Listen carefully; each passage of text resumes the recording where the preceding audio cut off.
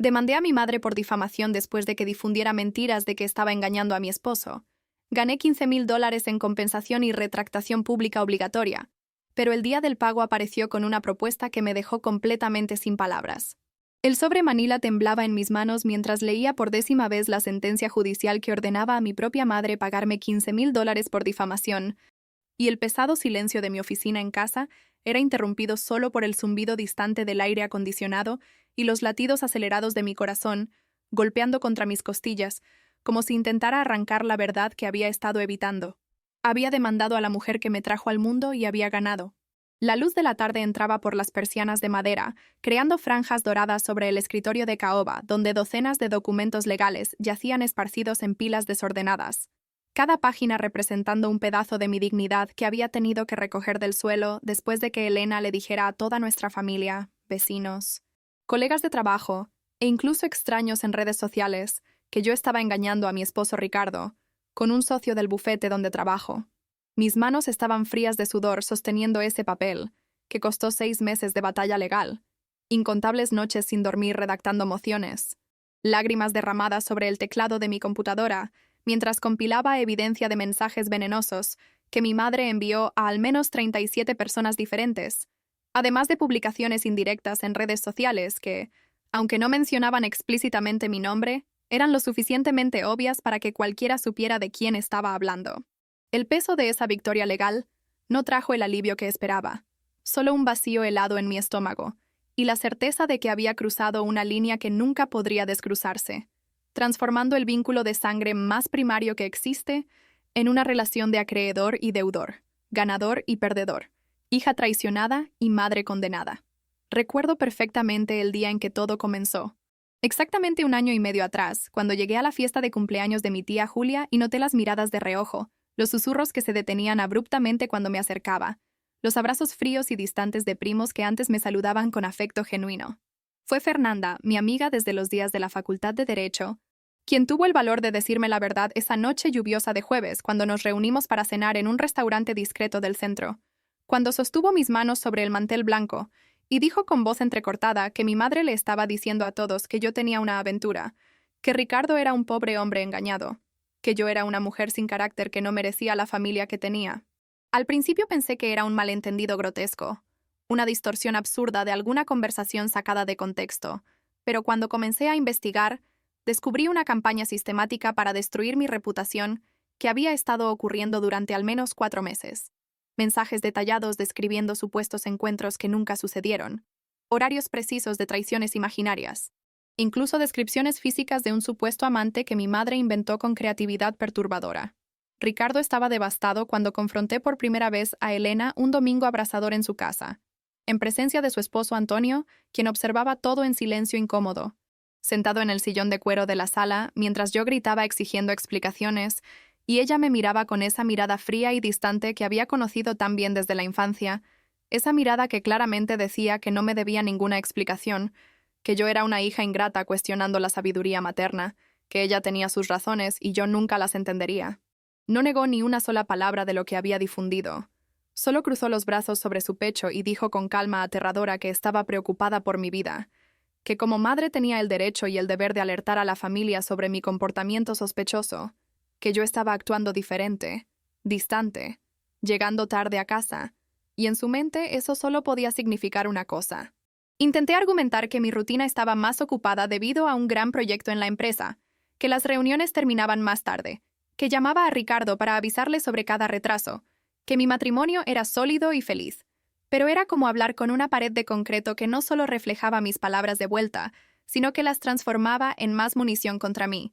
Salí de esa casa segura de que algo estaba irreversiblemente roto entre nosotras, pero aún intenté resolver todo civilizadamente. Envié mensajes pidiéndole que se retractara públicamente, que admitiera que se había equivocado, que limpiara mi nombre de la misma manera que lo había ensuciado, pero ella me bloqueó en todas las aplicaciones de mensajería y redes sociales, rechazó mis llamadas, ignoró los mensajes que dejé con Antonio. Fue entonces cuando fui a ver a Fernanda a su consultorio una tarde nublada de martes. Me senté en el sillón de cuero donde tantos de sus pacientes se sentaban para derramar su dolor, y lloré copiosamente mientras relataba cada detalle de esa persecución psicológica, cada mentira que mi madre inventó, cada relación que destruyó con sus historias fabricadas. Fernanda escuchó con la paciencia profesional que la caracterizaba, pero también con la indignación genuina de alguien que me había conocido durante casi 20 años y sabía exactamente qué tipo de persona era yo. Me pasó una caja de pañuelos y dijo algo que cambió el curso de todo. Carolina, esto no es solo una pelea familiar, esto es acoso. Es un crimen contra el honor, y tú como abogada sabes exactamente cuáles son tus derechos y cómo ejercerlos. La idea de demandar a mi propia madre parecía absurda al principio, una traición a los lazos familiares, una declaración pública de guerra que expondría nuestras heridas más profundas a jueces, abogados y secretarios judiciales, pero luego comencé a calcular fríamente el daño real que esas mentiras causaron. 3 clientes importantes de la empresa cuestionaron mi integridad y pidieron trabajar con otros abogados, vecinos en mi edificio. Comenzaron a saludarme fríamente o simplemente desviaban la mirada cuando me veían en el elevador. Mi propia prima segunda, con quien había tenido una relación cercana desde la infancia, me excluyó de un grupo de chat familiar y dejó de responder a mis intentos de contacto. El daño estaba hecho. Mi reputación construida durante 13 años de una carrera impecable en derecho estaba siendo erosionada día tras día por una narrativa falsa que mi madre insistía en perpetuar, y la parte más dolorosa era darme cuenta de que algunas personas realmente le creían, que me miraban con una mezcla de lástima y juicio, como si yo fuera una mujer capaz de traicionar a un esposo dedicado como Ricardo por pura frivolidad o aburrimiento matrimonial. Programé una reunión con un colega de derecho penal en el bufete donde trabajo una mañana lluviosa de septiembre. Expliqué toda la situación con objetividad profesional que me costó un esfuerzo sobrehumano porque cada palabra que hablaba en voz alta hacía esa pesadilla más real y concreta, y él analizó la evidencia que había compilado meticulosamente durante 3 semanas, capturas de pantalla de conversaciones donde personas me confrontaban sobre las acusaciones y citaban a Elena como la fuente,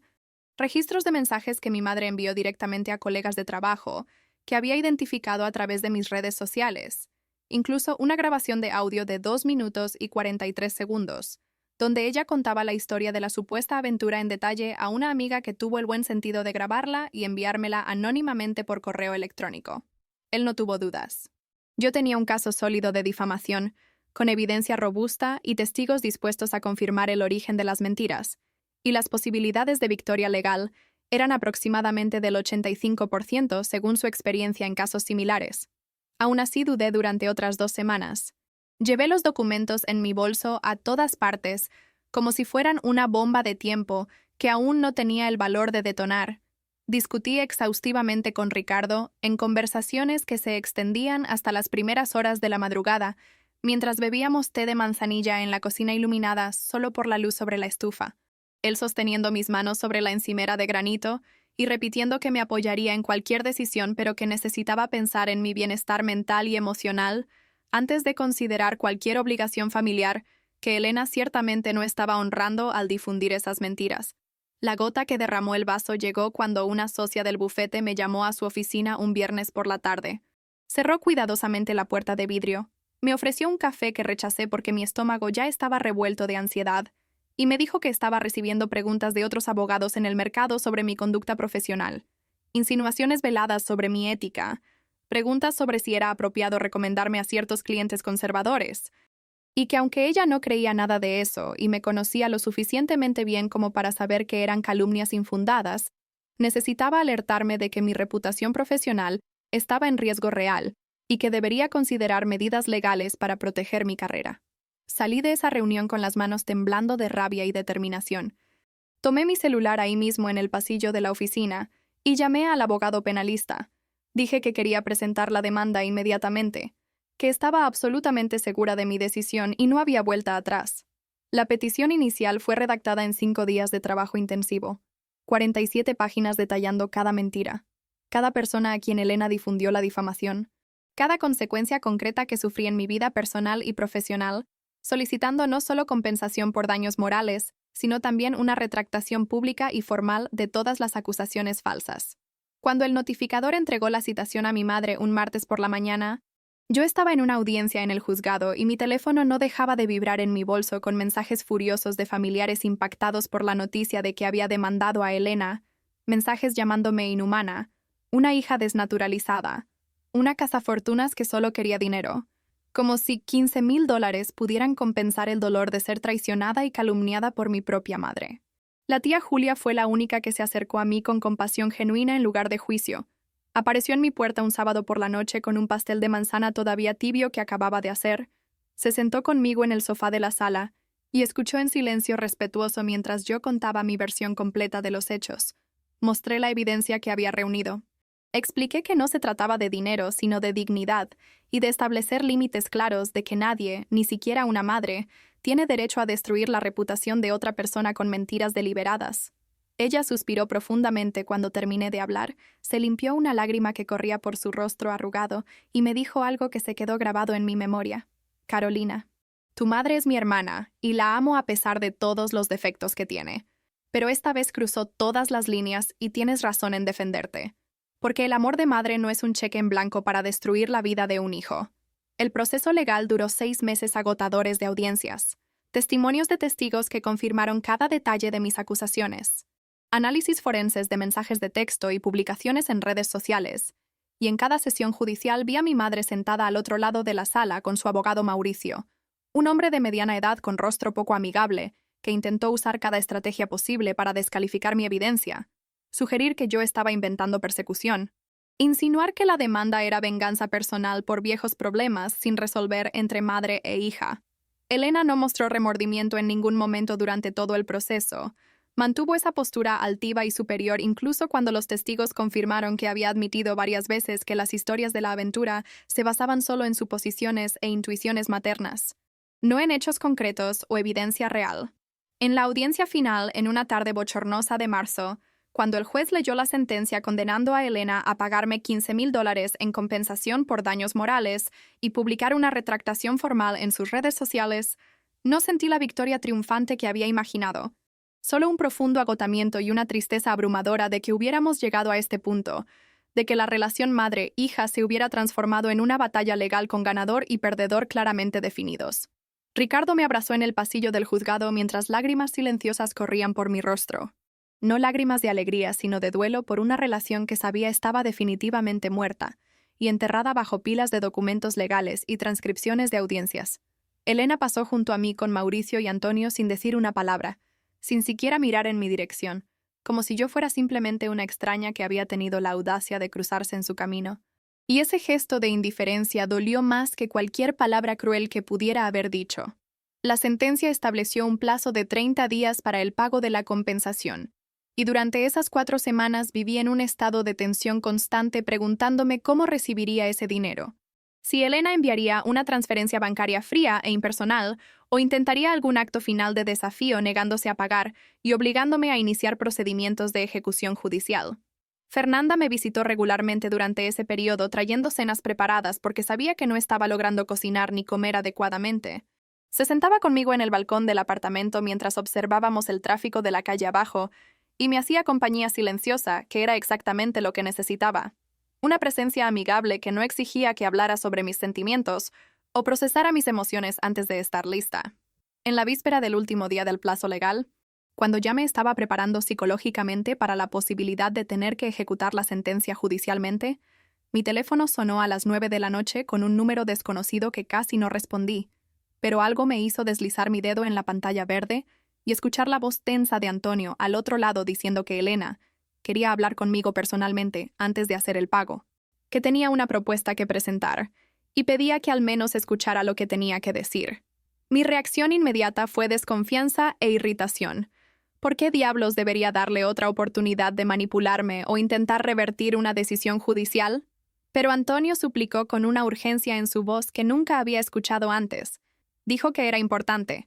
que podría hacer una diferencia en nuestra relación futura, que Elena finalmente parecía haber entendido la gravedad de lo que había hecho y quería una oportunidad de corregir las cosas de una manera que iba más allá del dinero. A regañadientes y contra todos los instintos de autopreservación que gritaban que rechazara. Acepté reunirme con ella al día siguiente a las 3 de la tarde en un café neutral equidistante de nuestras casas. Llevaría a Ricardo conmigo como testigo y apoyo emocional, y dejé en claro a Antonio que si era otro intento de manipulación o humillación, simplemente me levantaría y me iría sin mirar atrás. Pasé toda la noche dando vueltas en la cama, imaginando qué tipo de propuesta podría hacer Elena, Si intentaría negociar el monto de la compensación ofreciendo pagar menos a cambio de que yo retirara el requisito de retractación pública, si intentaría convencerme de perdonarla y olvidar todo en nombre del amor materno y los lazos familiares. Si usaría lágrimas falsas y súplicas dramáticas para apelar a mi compasión, que ella misma había pisoteado durante meses de mentiras sistemáticas.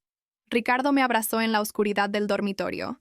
Acarició suavemente mi cabello y me recordó que no tenía ninguna obligación de aceptar nada con lo que no me sintiera cómoda, que el dinero era mío por derecho legal, y cualquier propuesta que Elena hiciera necesitaba ser evaluada con escepticismo y cautela, porque ella había demostrado repetidamente que su palabra no valía absolutamente nada. Cuando llegó el día siguiente, me vestí con ropa neutral pero profesional, un conjunto de pantalón y blazer que me daba armadura psicológica contra lo que venía. Recogí mi cabello en un moño estricto y apliqué maquillaje ligero que disimulaba las ojeras de una noche mal dormida. Ricardo condujo al café en silencio respetuoso. Solo sostuvo mi mano sobre la palanca de cambios en algunos semáforos como una forma de transmitir apoyo sin necesitar palabras. Llegamos 15 minutos temprano y elegimos una mesa al fondo del establecimiento. Pedí un café expreso que no toqué porque mi estómago estaba revuelto de ansiedad. Puntualmente a las 3 en punto, Elena entró al café acompañada de Antonio y Mauricio, su abogado, lo que inmediatamente me puso en alerta aún más alta porque no había razón para que él estuviera presente en una conversación supuestamente personal entre madre e hija. Ella estaba diferente de alguna manera que no pude identificar inmediatamente. Quizás era la expresión menos rígida en su rostro, o la forma en que sus hombros parecían ligeramente curvados, como si cargaran un peso invisible, pero aún mantenía esa aura de superioridad que siempre la había caracterizado. Se sentaron frente a nosotros sin ceremonia de saludos o abrazos, solo un asentimiento seco que fue devuelto con la misma frialdad, y un silencio incómodo se apoderó de la mesa durante largos segundos, mientras un mesero se acercaba para tomar pedidos que nadie hizo porque esto no era una reunión social, sino una junta de negocios disfrazada de reconciliación familiar. Fue Mauricio quien rompió el silencio, aclarando su garganta profesionalmente y abriendo una carpeta de cuero, donde sacó algunos documentos engrapados que colocó sobre la mesa de madera oscura entre nosotros. Empujó los papeles en mi dirección mientras explicaba con voz formal que su cliente estaba preparada para cumplir completamente con la sentencia judicial, incluyendo el pago de los $15,000 de compensación y la publicación de la retractación pública como lo determinó el juez. Sin embargo, había una propuesta alternativa que le gustaría que yo considerara antes de simplemente recibir el dinero y cerrar el caso. Miré a Elena tratando de descifrar sus intenciones, pero su rostro permaneció como una máscara impenetrable. Así que volví mi atención a los documentos que Mauricio había colocado frente a mí y comencé a leer con la atención detallada de alguien que había pasado años analizando contratos y peticiones legales, buscando subtexto, trampas escondidas en párrafos aparentemente inocentes. Lo que leí me dejó completamente sin palabras. Mi mente se congeló tratando de procesar la información que mis ojos estaban transmitiendo, y tuve que leer el documento 3 veces seguidas para estar segura de que no estaba malinterpretando o sufriendo algún tipo de alucinación causada por el estrés acumulado de los últimos meses. Elena estaba sentada en la mesa del café, con una postura que nunca había visto en ella antes. Hombros ligeramente curvados, como si cargara un peso invisible que finalmente se estaba volviendo demasiado insoportable para mantener oculto,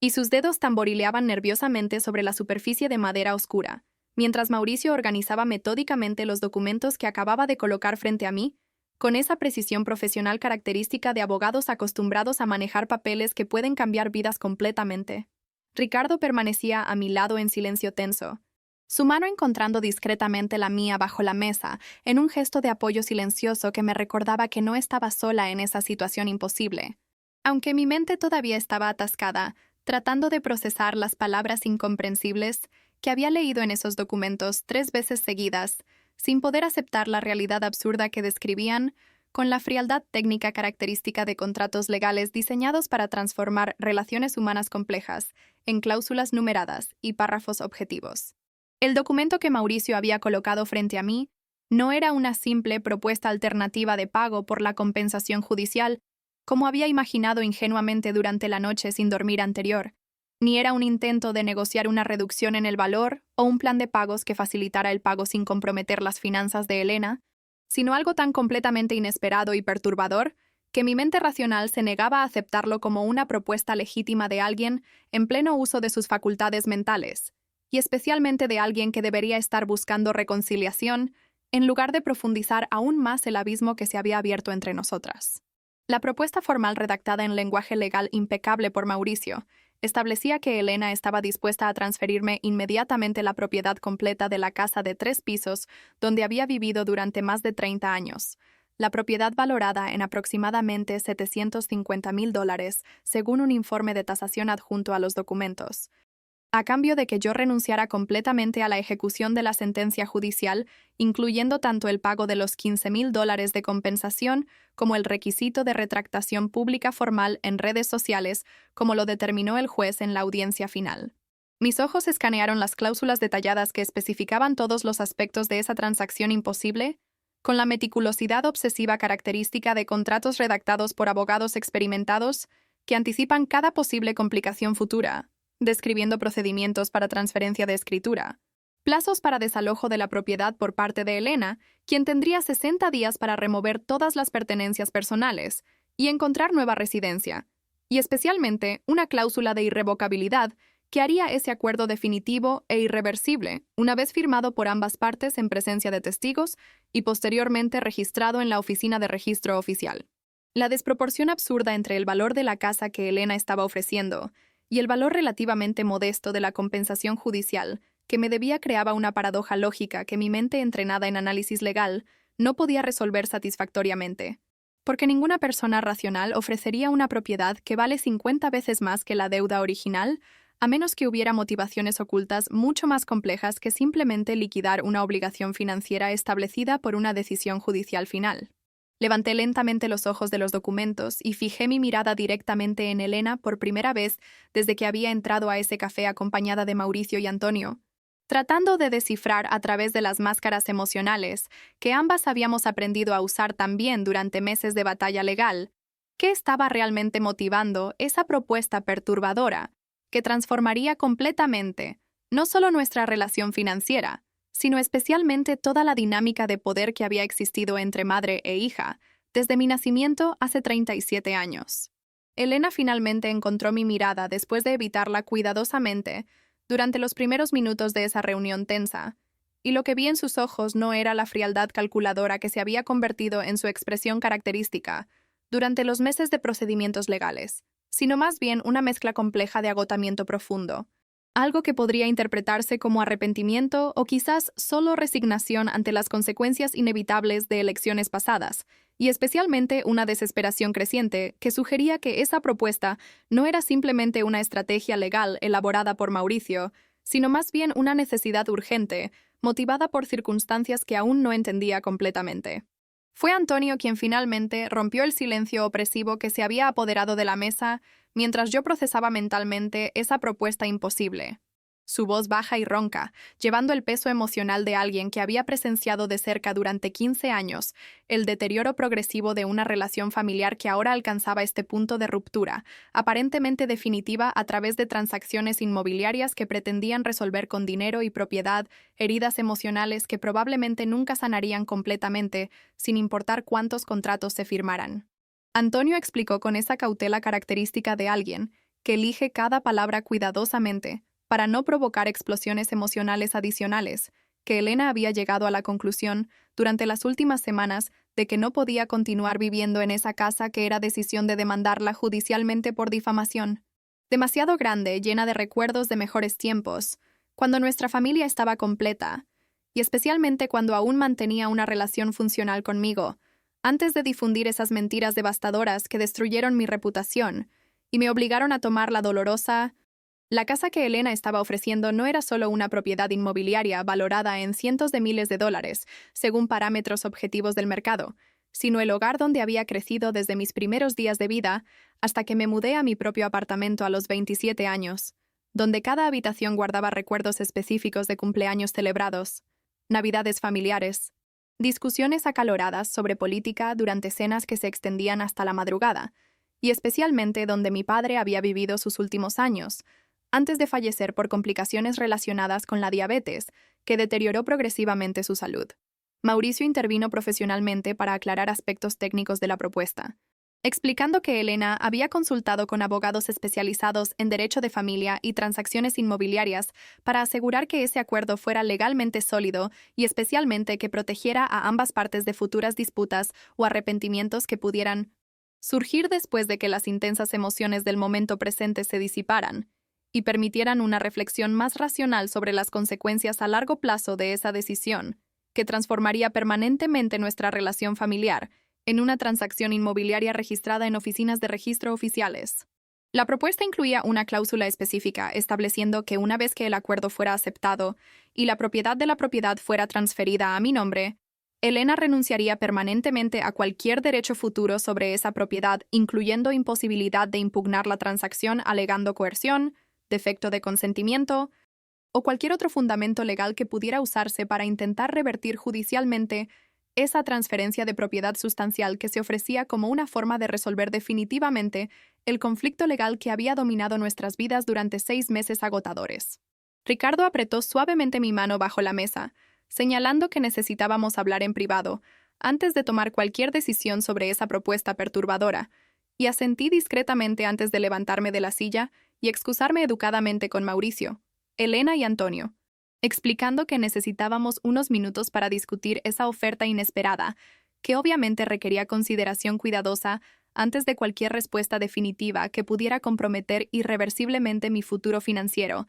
y especialmente mi relación ya complicada con mi madre. Caminamos en silencio a la acera fuera del café donde el aire frío de la tarde proporcionó algo de alivio de la atmósfera claustrofóbica de esa reunión tensa, y Ricardo me abrazó firmemente durante largos segundos, antes de comenzar a hablar con esa voz reflexiva que siempre me ayudaba a organizar pensamientos caóticos, en análisis racionales, más estructurados que facilitaban la toma de decisiones complejas, en momentos de intensa sobrecarga emocional como el que estábamos atravesando juntos.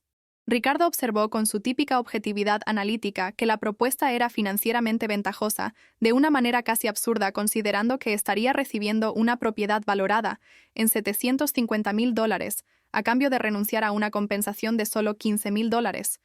creando una ganancia neta de aproximadamente $735,000, incluso considerando costos de transferencia de escritura e impuestos sobre transacciones inmobiliarias que inevitablemente serían necesarios para formalizar legalmente ese intercambio de propiedad desproporcionado. Sin embargo, advirtió con la sabiduría característica de alguien que me había conocido profundamente durante más de 10 años, que el dinero y la propiedad eran solo aspectos superficiales de esa decisión, y que las preguntas reales que necesitaba considerar eran emocionales y psicológicas más que meramente financieras, incluyendo cómo me sentiría aceptando esa casa que simultáneamente representaba mi infancia feliz, y el escenario donde mi relación con Helena se había deteriorado progresivamente hasta que llegamos a ese punto de ruptura aparentemente definitiva. Aceptar esa propuesta significaría esencialmente permitir que Helena comprara su salida de las consecuencias legales de sus acciones difamatorias, transformando la victoria legal que había ganado a través de 6 meses de agotadora batalla emocional en una transacción inmobiliaria que podría ser interpretada por observadores externos como una simple disputa financiera familiar, en lugar de una cuestión fundamental sobre dignidad personal y establecimiento de límites claros contra comportamientos abusivos, incluso cuando son cometidos por miembros cercanos de la familia. Por otro lado, Ricardo ponderó pragmáticamente que rechazar esa oferta generosa, solo por principios abstractos sobre no permitir que el dinero resuelva cuestiones morales, podría ser una forma de autosabotaje financiero que me perjudicaría sustancialmente a largo plazo, especialmente considerando que probablemente nunca podría extraer los $15,000 de compensación de Elena a través de procesos de ejecución judicial que podrían arrastrarse durante años sin resultados concretos si ella simplemente decidía no pagar voluntariamente. Regresamos dentro del café después de 15 minutos de discusión intensa, donde sopesamos cuidadosamente todos los aspectos de esa decisión compleja, que simultáneamente involucraba consideraciones financieras, emocionales, morales y especialmente estratégicas sobre cómo establecer precedentes para nuestra relación futura si decidíamos intentar alguna forma de eventual reconciliación, después de que las heridas más agudas de ese conflicto legal finalmente comenzaran a sanar a través del tiempo, y especialmente a través de una posible terapia familiar que Fernanda había sugerido repetidamente como necesaria para procesar adecuadamente los traumas mutuos. Cuando retomamos nuestros asientos en la mesa del café, donde Elena, Mauricio y Antonio aguardaban en silencio tenso nuestra decisión sobre la propuesta que transformaría permanentemente la dinámica de nuestra relación familiar. Respiré profundamente varias veces, tratando de controlar la ansiedad que hacía que mi corazón se acelerara y mis manos temblaran ligeramente mientras me preparaba para pronunciar palabras que sabía eran irreversibles. Una vez articuladas en voz alta en presencia de testigos y especialmente del abogado de Elena, quien estaba ahí específicamente para formalizar legalmente cualquier acuerdo alcanzado.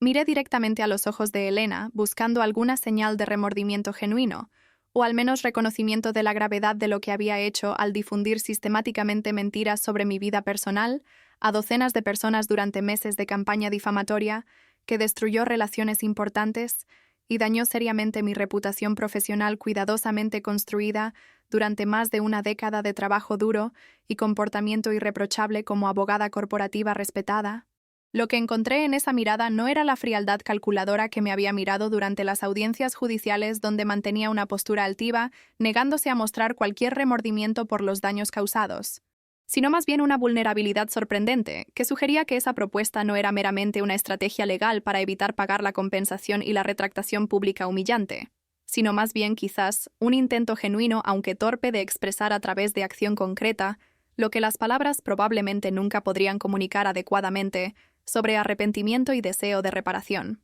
Comencé a hablar con una voz controlada pero firme, dejando en claro desde la primera frase que mi decisión no era simplemente sobre aceptar o rechazar una oferta financieramente ventajosa,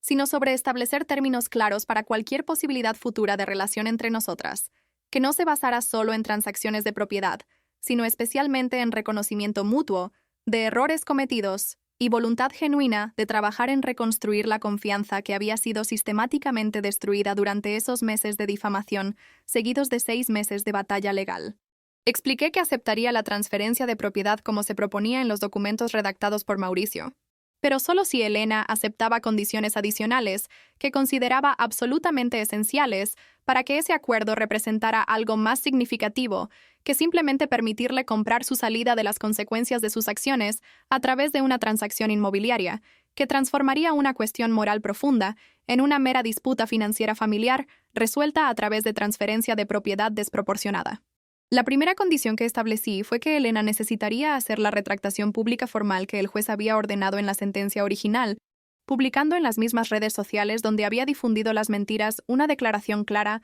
admitiendo que todas las acusaciones de infidelidad matrimonial eran completamente falsas y que había cometido un error grave difundiendo esas historias inventadas sin ninguna base fáctica, causando daños sustanciales a mi reputación personal y profesional que ahora reconocía públicamente, y por los cuales asumía total responsabilidad. Vi a Elena visiblemente estremecerse cuando pronuncié esa primera condición, sus dedos agarrando nerviosamente el borde de la mesa, mientras procesaba la implicación de que tendría que admitir públicamente sus errores a las mismas personas que habían recibido los mensajes difamatorios originales, exponiéndose al juicio social y especialmente a la humillación, de reconocer que había mentido sistemáticamente sobre su propia hija durante meses de campaña destructiva, motivada por razones que probablemente no podía ni siquiera explicar racionalmente. Mauricio intervino profesionalmente tratando de negociar una versión más suave de la retractación que no expondría a Elena a un bochorno público excesivo, sugiriendo lenguaje más neutral que admitiría malentendido en lugar de mentiras deliberadas. Pero interrumpí firmemente dejando en claro que esa condición no era negociable, y que si Elena realmente quería resolver esa situación a través de la transferencia de propiedad propuesta, tendría que demostrar coraje moral para asumir públicamente la responsabilidad de las consecuencias devastadoras que sus acciones causaron a mi vida. La segunda condición que establecí fue que Elena aceptara participar en al menos 12 sesiones de terapia familiar conmigo facilitadas por un profesional especializado en mediar conflictos familiares graves, donde pudiéramos trabajar en un entorno seguro y estructurado para entender las motivaciones subyacentes que la llevaron a difundir esas mentiras destructivas, y especialmente para establecer patrones de comunicación más saludables que pudieran prevenir futuros conflictos de esta magnitud si decidíamos intentar reconstruir algún tipo de relación funcional, en lugar de simplemente distanciarnos permanentemente. Vi lágrimas comenzando a formarse en los ojos de Elena cuando mencioné la posibilidad de terapia familiar, y por primera vez desde que había entrado a ese café, su máscara de compostura profesional comenzó a agrietarse, revelando emociones genuinas que habían estado ocultas bajo capas de defensividad y orgullo herido durante todos esos meses de conflicto legal, donde ambas nos habíamos convertido en versiones endurecidas de nosotras mismas, enfocadas exclusivamente en ganar una batalla legal, en lugar de resolver genuinamente problemas emocionales subyacentes. Antonio colocó suavemente su mano sobre el hombro de Elena en un gesto de apoyo silencioso mientras ella luchaba visiblemente para controlar las emociones que amenazaban con desbordarse ahí mismo, en esa mesa de café donde extraños observaban discretamente nuestra reunión tensa, sin comprender la magnitud del drama familiar que se desarrollaba a través de documentos legales y negociaciones sobre propiedades inmobiliarias que representaban mucho más que simples transacciones financieras. La tercera y última condición que establecí fue quizás la más difícil emocionalmente para mí de articular en voz alta, porque requería que admitiera vulnerabilidad, y especialmente que expresara algo que había estado enterrado bajo capas de dolor y enojo durante todos esos meses de sufrimiento causado por difamación sistemática y la necesidad de demandar judicialmente a mi propia madre para proteger mi dignidad y reputación profesional contra ataques que amenazaban con destruir todo lo que había construido cuidadosamente durante años de trabajo duro. Expliqué con voz entrecortada que necesitaba escuchar de Elena con sus propias palabras, no a través de documentos redactados por Mauricio, ni a través de declaraciones formuladas preparadas por abogados, sino a través de conversación genuina de ojo a ojo. ¿Qué exactamente la había motivado a difundir mentiras tan destructivas sobre mi vida personal? Si había algún resentimiento viejo sin resolver entre nosotras que yo había fallado en percibir. Si mi comportamiento o mis elecciones de vida habían causado alguna ofensa que nunca expresó directamente. Necesitaba entender, no para justificar sus acciones que permanecerían injustificables sin importar las explicaciones ofrecidas, sino para encontrar algún tipo de cierre psicológico que me permitiera eventualmente procesar esa experiencia traumática y seguir adelante con mi vida, sin cargar el peso permanente de preguntas, sin respuesta, sobre por qué mi propia madre había elegido traicionarme tan profunda y sistemáticamente a través de una campaña difamatoria que parecía casi calculada para causar el máximo daño posible. Elena permaneció en silencio durante largos momentos, después de que terminé de articular mis 3 condiciones no negociables, sus ojos fijos en sus propias manos, descansando entrelazadas sobre la mesa de madera oscura, mientras procesaba mentalmente lo que estaba pidiendo, y especialmente confrontaba internamente preguntas sobre su propia motivación y comportamiento, que probablemente había evitado examinar honestamente durante todos esos meses, enfocada exclusivamente en defenderse legalmente contra las acusaciones de difamación. Finalmente, Elena levantó lentamente la mirada para encontrar la mía, y cuando comenzó a hablar, su voz tenía una cualidad diferente de lo que había escuchado durante todas las audiencias judiciales. Una vulnerabilidad genuina mezclada con vergüenza profunda, que sugería que finalmente estaba permitiendo que las defensas psicológicas que había construido tan cuidadosamente comenzaran a desmoronarse, revelando emociones más auténticas que habían estado ocultas bajo capas de orgullo herido y negación a admitir errores. Elena comenzó a explicar con visible dificultad que en los meses antes de que comenzara a difundir mentiras sobre mi supuesta infidelidad matrimonial, había estado atravesando un periodo de profunda soledad y depresión creciente que había comenzado aproximadamente 2 años después de la muerte de mi padre, cuando la realidad de envejecer sola en esa casa que era demasiado grande comenzó a pesar sobre ella de maneras que ninguna cantidad de actividades sociales o grupos de apoyo podía aliviar adecuadamente. Admitió que había comenzado a desarrollar resentimiento creciente no específicamente contra mí,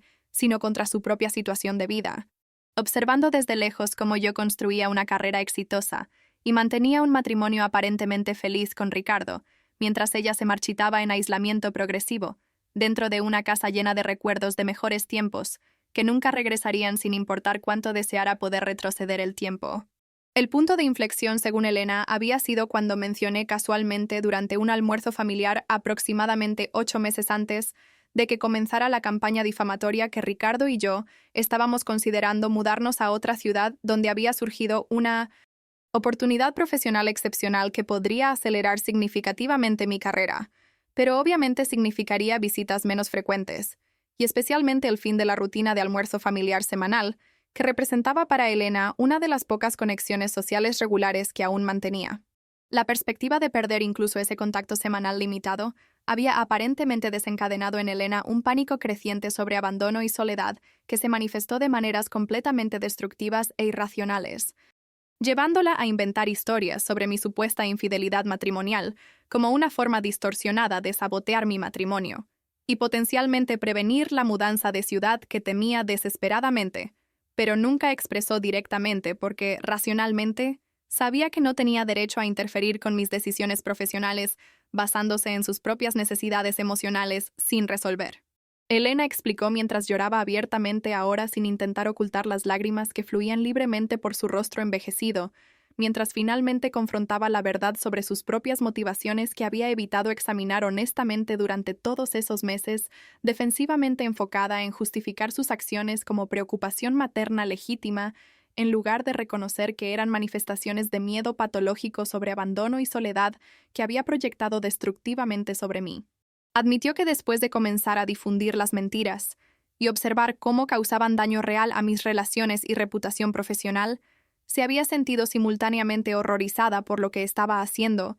pero también extrañamente incapaz de detenerse, como si estuviera atrapada en un ciclo destructivo donde cada nueva mentira hacía más difícil admitir la falsedad de las mentiras anteriores, sin confrontar la magnitud de los daños que había causado a través de un comportamiento que ella misma no podía entender o justificar racionalmente. El proceso legal que había iniciado contra ella había sido simultáneamente lo peor y lo mejor que podría haber pasado según Elena, porque aunque había sido emocionalmente devastador, enfrentar consecuencias legales formales de sus acciones, y especialmente ver documentado en peticiones legales, la extensión completa de los daños que había causado. También finalmente la había obligado a confrontar la realidad de lo que estaba haciendo, y especialmente a buscar ayuda psicológica profesional, que comenzó a revelar patrones de comportamiento destructivos relacionados con traumas no procesados sobre pérdida y abandono. Elena reveló que durante los últimos meses, mientras el proceso legal se desarrollaba,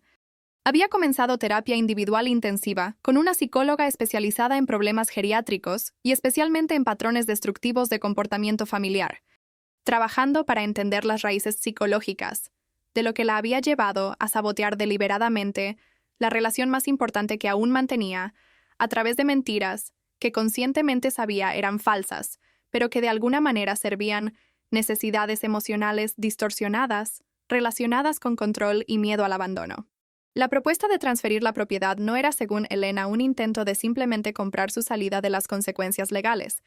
sino reconocimiento de que necesitaba hacer un cambio radical en su vida, incluyendo dejar atrás esa casa que era demasiado grande, llena de recuerdos que la mantenían atrapada en patrones destructivos del pasado, en lugar de permitirle avanzar y reconstruir su vida de maneras más saludables en un nuevo entorno que no estuviera tan cargado de asociaciones emocionales complejas. Explicó que parte del trabajo terapéutico había involucrado reconocer que esa casa representaba no solo el hogar familiar, sino también una prisión psicológica donde se aislaba progresivamente del mundo exterior, y que transferir la propiedad a mí sería simultáneamente una forma de reparación por los daños causados, y también liberación personal que la obligaría a confrontar sus miedos sobre reconstruir su vida social y emocional en nuevos contextos, en lugar de marchitarse en aislamiento creciente, dentro de paredes familiares pero sofocantes. Mauricio observó que claramente estábamos entrando en territorio terapéutico que iba mucho más allá de los aspectos legales de ese acuerdo,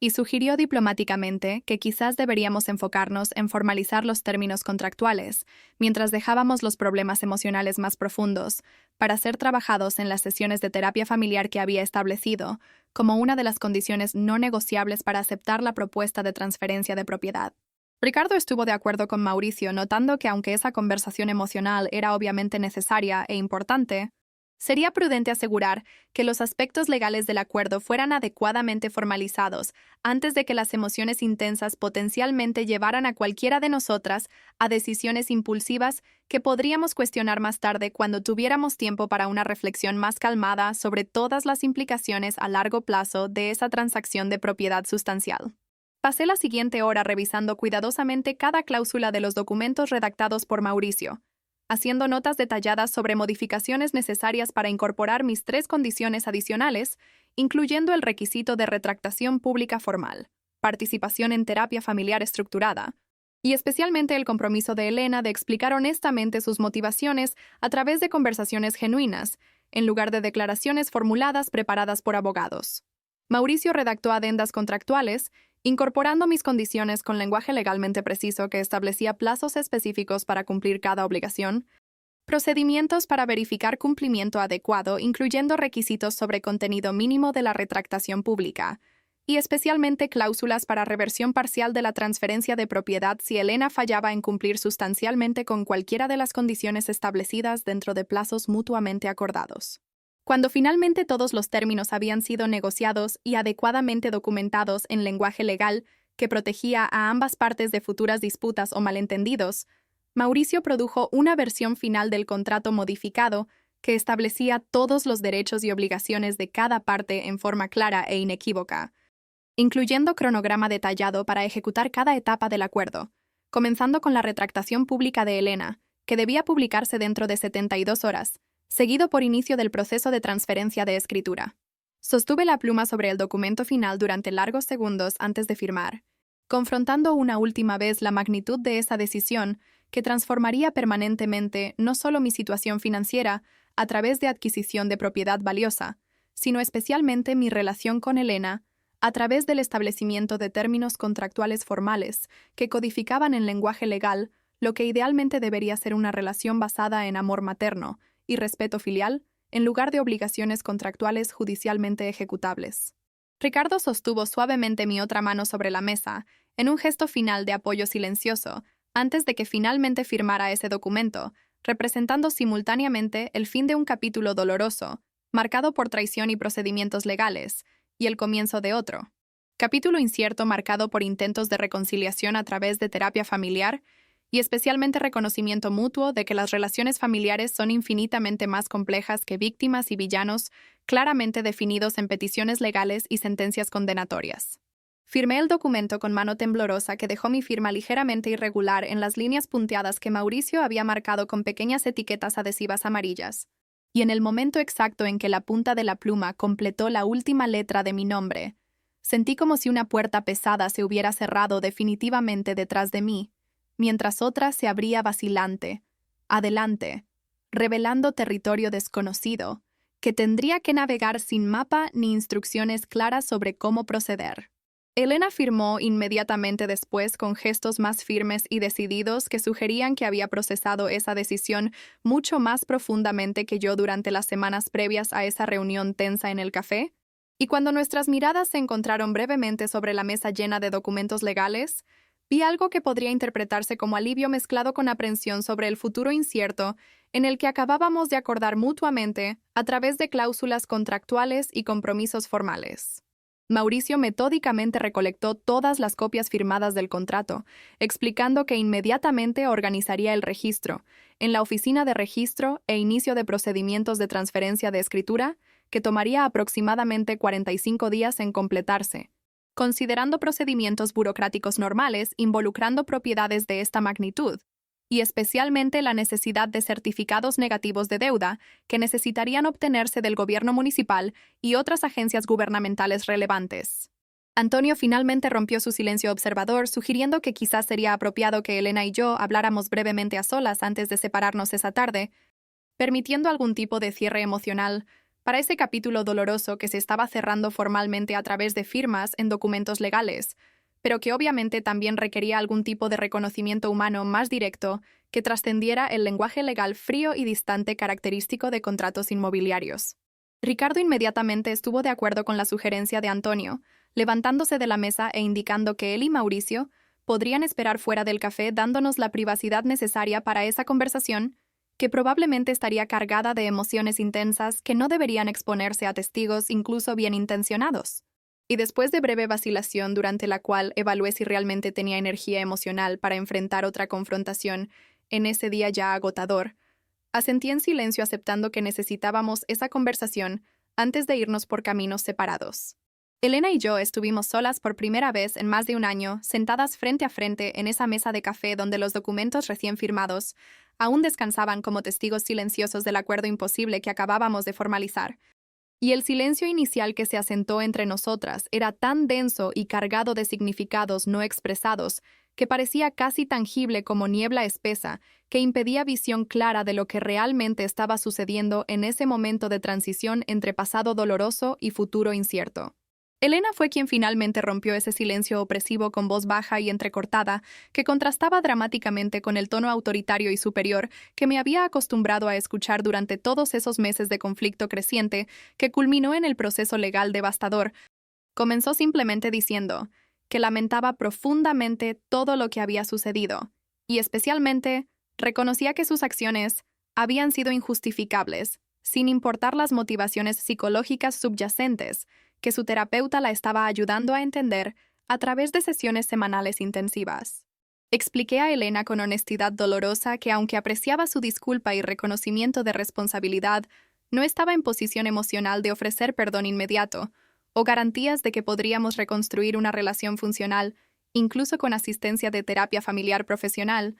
porque los daños causados por su campaña difamatoria habían sido tan profundos y sistemáticos que las cicatrices probablemente permanecerían por el resto de nuestras vidas, sin importar cuánto trabajo terapéutico hiciéramos para procesar adecuadamente esos traumas mutuos.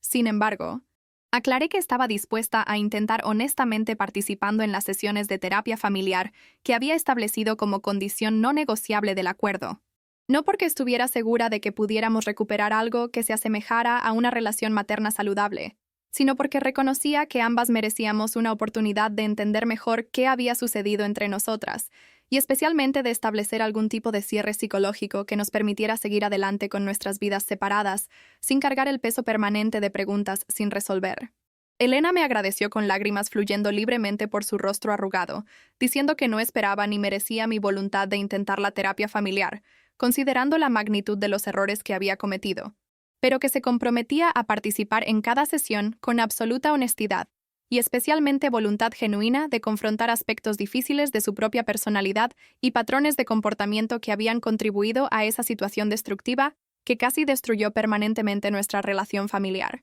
Hablamos durante otros 40 minutos en esa mesa de café sobre detalles prácticos del acuerdo, incluyendo el cronograma para desalojar la casa que necesitaría vaciar completamente dentro de 60 días, como se estableció en el contrato, sobre dónde planeaba vivir durante ese periodo de transición, mientras buscaba un apartamento más pequeño, más adecuado para sus necesidades actuales como mujer mayor viviendo sola, y especialmente sobre cómo conduciríamos la retractación pública que necesitaría publicar dentro de 72 horas, según la primera condición que había establecido. Elena reveló que ya había comenzado a redactar versiones preliminares de la retractación con la asistencia de su terapeuta, quien la estaba ayudando a encontrar palabras apropiadas que asumirían completa responsabilidad por las mentiras difundidas sin recurrir al lenguaje defensivo o intentos de minimizar la gravedad de sus acciones a través de justificaciones psicológicas, que aunque pudieran explicar parcialmente sus motivaciones, no deberían de ninguna manera servir como excusas que redujeran su culpabilidad moral por daños deliberadamente causados. Pedí revisar el borrador de la retractación antes de que la publicara oficialmente, porque necesitaba asegurar que cumpliera mínimamente con los requisitos que consideraba esenciales para restauración adecuada de mi reputación entre las personas que habían sido expuestas a las mentiras originales. Y Elena inmediatamente estuvo de acuerdo, prometiendo enviarme el texto completo por correo electrónico esa misma noche, para aprobación previa antes de cualquier publicación en redes sociales donde las difamaciones habían sido originalmente diseminadas. Cuando finalmente nos levantamos de esa mesa para despedirnos, e ir por caminos separados hacia nuestros futuros inciertos, pero esperanzadamente menos conflictivos, que nuestro pasado reciente había sido. Elena vaciló durante largos segundos, antes de extender tímidamente sus brazos, ofreciendo un abrazo, que no estaba segura de estar emocionalmente preparada para aceptar considerando todas las capas complejas de dolor y desconfianza que aún separaban nuestros corazones a pesar del acuerdo formal que acabábamos de firmar. Después de breve vacilación durante la cual sopesé cuidadosamente si aceptar ese abrazo sería un acto de debilidad o una demostración de fortaleza a través de la capacidad de mostrar vulnerabilidad incluso ante una persona que me había herido tan profundamente, finalmente permití que Elena me abrazara brevemente en un gesto que fue simultáneamente torpe y cargado de emociones contradictorias que ninguna de nosotras podía verbalizar adecuadamente, incluso si tuviéramos horas disponibles para intentar articular sentimientos tan complejos y multifacéticos. Salí de ese café junto a Ricardo, quien sostuvo firmemente mi mano mientras caminábamos en silencio a nuestro auto estacionado 2 cuadras adelante, Y solo cuando estuvimos dentro del vehículo con las puertas cerradas, creando una burbuja de privacidad que nos aislaba del mundo exterior, pude finalmente procesar emocionalmente la magnitud de lo que acababa de suceder esa tarde, que transformaría permanentemente mi vida, de maneras que aún no podía comprender completamente.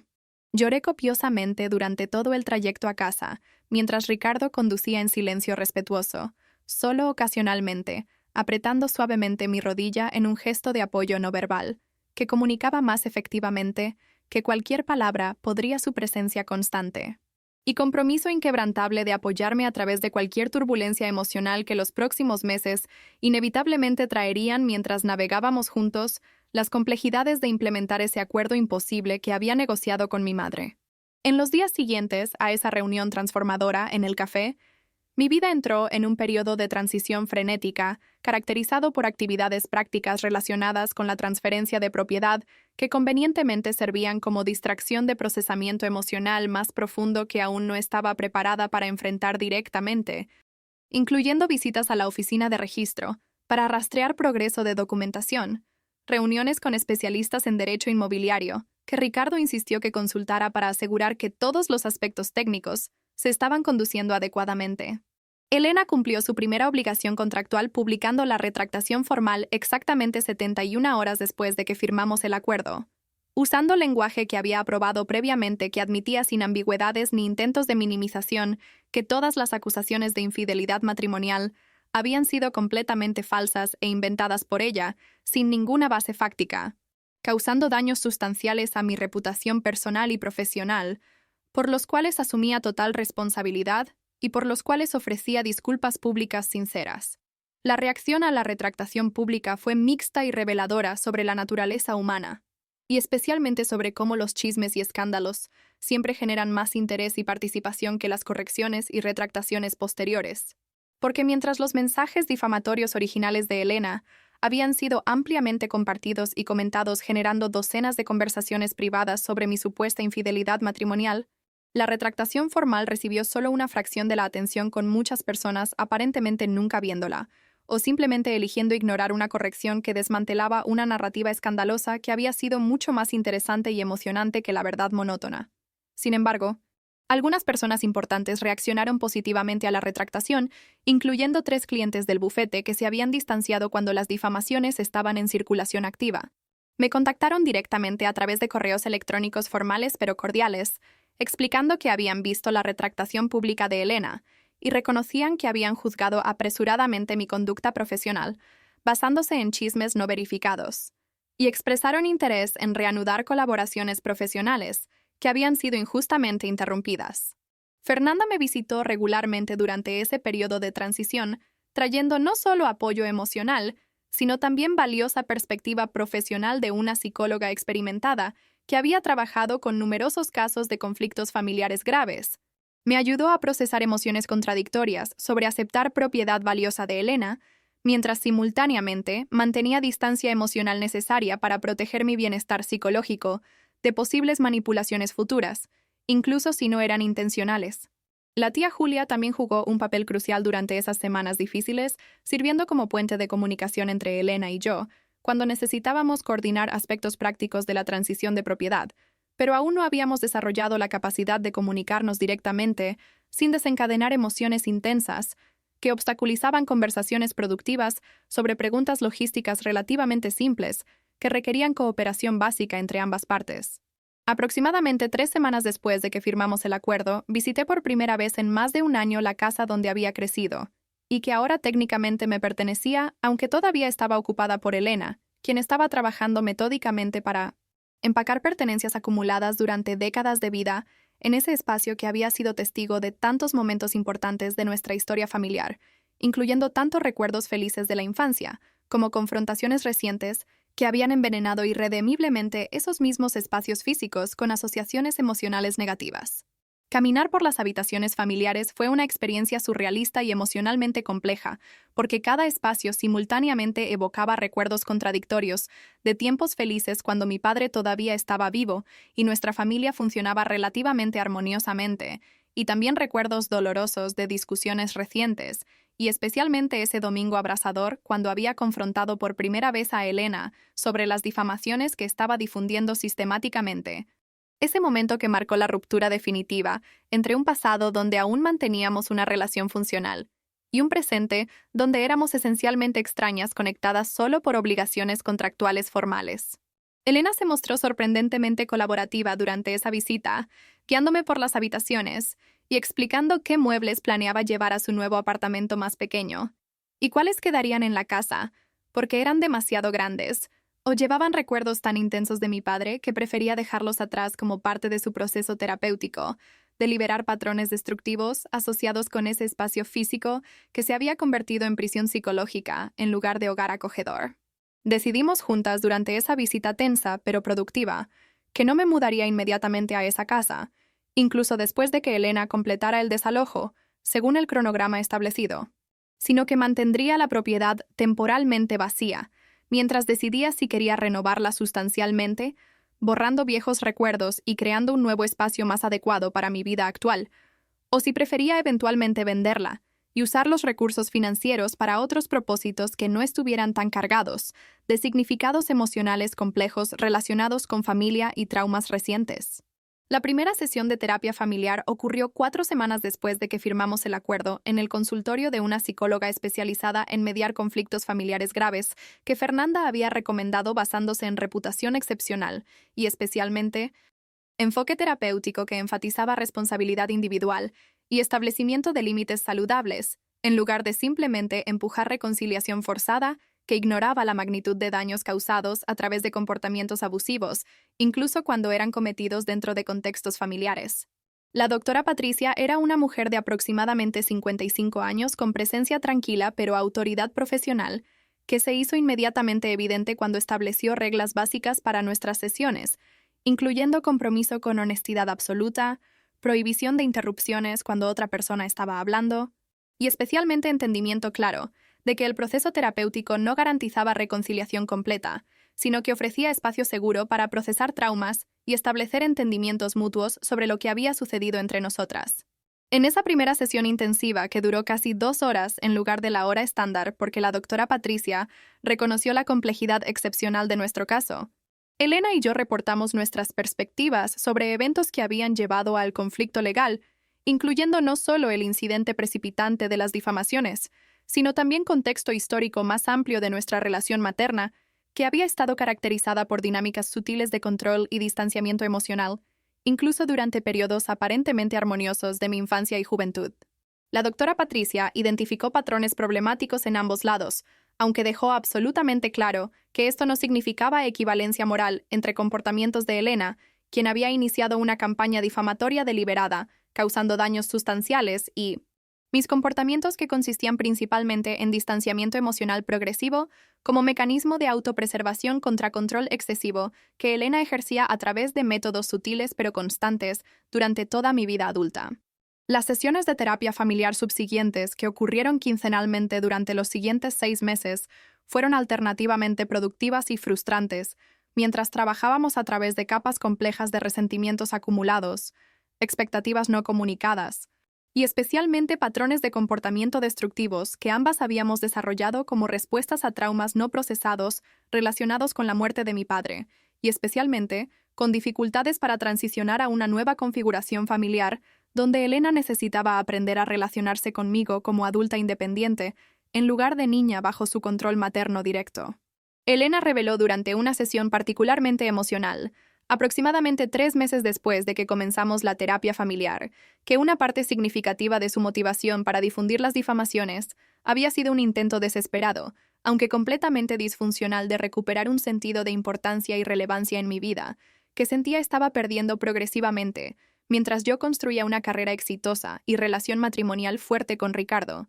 creando mi propia vida cada vez más independiente, que naturalmente reducía el tiempo y energía emocional que tenía disponible para mantener una relación intensa con ella. Esa revelación fue simultáneamente esclarecedora y perturbadora, porque confirmaba que las difamaciones no habían sido simplemente un malentendido grotesco o un lapso momentáneo de juicio, sino manifestación de patrones psicológicos más profundos relacionados con necesidades de control y relevancia que Elena nunca había aprendido a satisfacer de maneras saludables, a través de construir su propia vida social y emocional independiente de su relación conmigo. Trabajamos extensivamente durante las sesiones terapéuticas sobre cómo Elena podía desarrollar fuentes alternativas de significado y conexión social que no dependieran exclusivamente de mí, como única fuente de validación emocional y sentido de propósito, incluyendo retorno a pasatiempos que había abandonado después de la muerte de mi padre, participación más activa en comunidades religiosas y organizaciones de voluntariado que ofrecían oportunidades para contribuciones significativas más allá de contextos familiares limitados. Simultáneamente, la doctora Patricia me ayudó a reconocer que aunque no tenía responsabilidad por las elecciones destructivas de Elena, había desarrollado mis propios patrones de evitación y distanciamiento emocional, que aunque comprensibles como mecanismos de autopreservación, también habían contribuido a crear un vacío de comunicación, donde resentimientos y malentendidos podían crecer sin ser confrontados directamente a través de conversaciones honestas sobre necesidades y límites de ambas partes. Aproximadamente 5 meses después de que firmamos el acuerdo y 4 meses después de que comenzamos la terapia familiar, Elena finalmente completó el desalojo de la casa, según el cronograma establecido, mudándose a un apartamento más pequeño, en un barrio diferente que ofrecía proximidad a un centro comunitario para personas mayores, donde había comenzado a participar en actividades regulares incluyendo clases de pintura y grupos de discusión sobre literatura, que estaban ayudándola gradualmente a construir una nueva red social independiente de conexiones familiares que habían sido su única fuente de interacción social durante años de aislamiento progresivo. La transferencia de escritura finalmente se completó aproximadamente 6 semanas después de que Elena desalojó completamente la propiedad, debido a complicaciones burocráticas relacionadas con certificados antiguos que necesitaban actualización y especialmente debido al descubrimiento de una pequeña deuda de impuestos de propiedad que necesitaba pagarse antes de que la oficina de registro pudiera procesar la transferencia de propiedad según regulaciones municipales que Elena y yo resolvimos amigablemente dividiendo los costos adicionales inesperados como gesto de buena fe mutua. Cuando finalmente recibí la escritura definitiva registrada a mi nombre, solo sin ningún vínculo restante con Elena, experimenté emociones contradictorias de logro por haber adquirido propiedad valiosa a través de un acuerdo que también había establecido fundamentos para posible reconciliación futura y tristeza profunda por toda la situación imposible que nos había llevado a ese punto donde una relación materna se había transformado en una transacción inmobiliaria formalmente registrada en documentos gubernamentales oficiales. Visité la casa ahora vacía por primera vez como propietaria legal un sábado lluvioso por la tarde, acompañada solo por Ricardo, quien sostuvo mi mano mientras caminábamos por las habitaciones silenciosas, despojadas de muebles y decoraciones, que habían dado vida a esos espacios durante décadas, pero ahora revelaban solo arquitectura básica y especialmente ecos de recuerdos, que parecían simultáneamente muy cercanos e imposiblemente distantes, en tiempo y espacio emocional. Finalmente decidí, después de semanas de deliberación cuidadosa, que renovaría sustancialmente esa casa antes de considerar vivir en ella o venderla, transformando espacios cargados de recuerdos complejos en algo nuevo que pudiera representar un comienzo fresco, en lugar de continuación de patrones familiares problemáticos. Y Ricardo apoyó entusiastamente esa decisión, ofreciendo coordinar el proyecto de renovación usando su conocimiento profesional de ingeniería civil para asegurar que la transformación fuera tanto estéticamente satisfactoria como estructuralmente sólida. Las sesiones de terapia familiar continuaron durante otros 4 meses después de completarse la transferencia de propiedad, totalizando 12 sesiones como se estableció en el acuerdo original. Y aunque no podíamos honestamente afirmar que habíamos recuperado una relación materna tradicional, o incluso que estábamos seguras de que queríamos una relación cercana considerando todo lo que había sucedido entre nosotras,